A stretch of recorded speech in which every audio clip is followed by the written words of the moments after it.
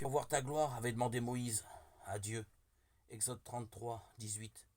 À cette demande, Dieu a répondu par son Fils. Son baptême au Jourdain, sa transfiguration au Tabor, répondent au Sinaï.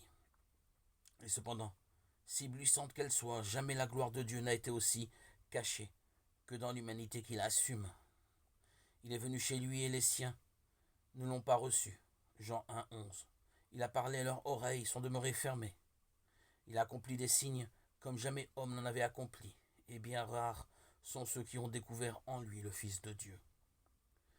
Si Dieu s'est à ce point caché en Jésus-Christ, comment l'incarnation peut-elle éclairer et nourrir notre foi? Comment lui donne-t-elle des dimensions nouvelles?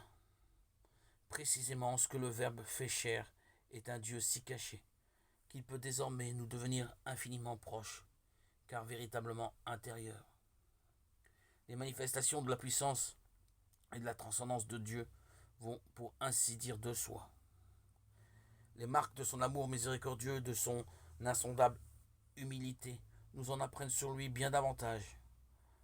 Plus Dieu se cache, plus il se révèle.